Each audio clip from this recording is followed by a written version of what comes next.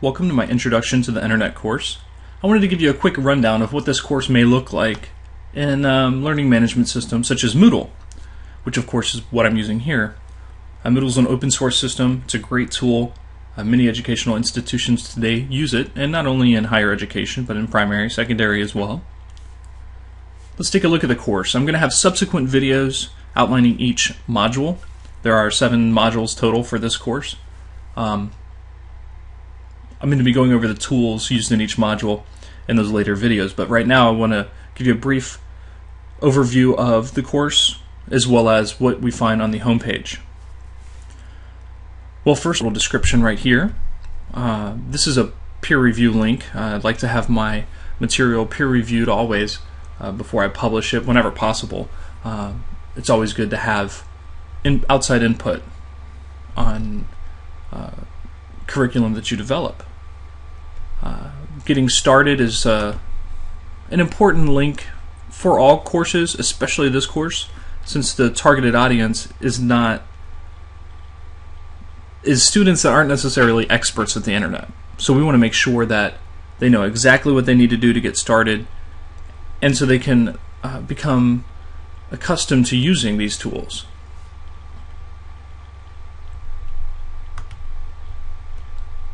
Course overview, instructional objectives, just general instructional objectives can be found here. It's very important to outline your objectives to your students. I know sometimes we may think that they don't look at them and they don't read them, but they do. And this is an essential part of developing any curriculum. In all honesty, the course objectives are more important for the curriculum developer and the instructor than the students, because it's what we use to ground us as educators and to help us focus on what we're developing, why we're developing it, and how to develop it so that we can meet those goals in developing the curriculum and delivering the curriculum.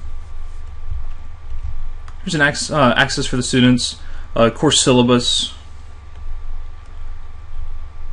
PDF access so that they can download this and take it with them wherever they want to go.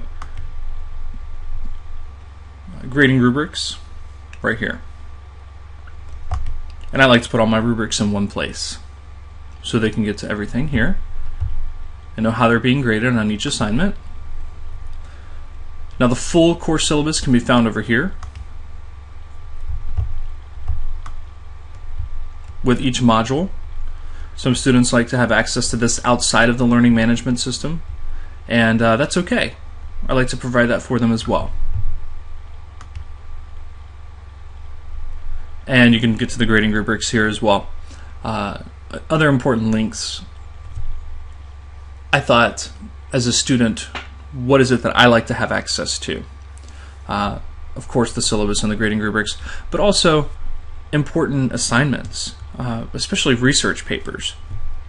There's nothing I hate more as a student than to receive notice of a research paper due in 1 week. I really think it's important that if we're going to utilize our research properly and properly analyze a topic, that we need to give our students plenty of time to be able to do the research, but also perform interviews, ask questions, get input from their peers, have discussions. This is an essential part in research, and it can't be ignored. So as a student, I would love to have that information up front, which is why I provided it here. And because it's a larger part of their grade, I think it's important that they have access to it here as well. So the instructions are here, and they submit the paper on the link right underneath that. In this sidebar, there are some other areas. Of course, they can get to their profile here as a student. They can put their email address in there, their Skype name, introduction, and this is something that I do have them create and maintain throughout the course. It's part of the Getting Started pre-module of the course. They can access their assignments and grades here. They can get to their classmates by clicking on the participants link, and then we have an activities section up here. I'm using primarily various assignments, forums, which are discussions, and then there's a list of resources and wikis that are used in the course as well, just for quick access to the students. On the right sidebar, we have the instructor and contact information. It's important for students to be able to contact their instructor whenever they need to. It doesn't necessarily mean that they can communicate synchronously at any point in time. The instructor could be busy, but asynchronously, it's important that the instructor get back to students within a reasonable amount of time, which, in my opinion, is it'd be better if it were 6 hours, but due to time constraints and due to living in a global environment, sometimes you'll have students on the other side of the world, and it does take 24 hours before students can actually ask a question and get a response, which does make meeting synchronously online a challenge sometimes, but it can be done. Everybody just has to give a little bit and work together. Also on the right sidebar, we have the latest news. So if I need to make an announcement about the course, or maybe I'm changing or updating something, or I want to provide a link to a meeting, all of that information will appear here when I post it. And this is something that isn't used from one course to the next, or one section of students to the next, but it's something that is specific for that semester.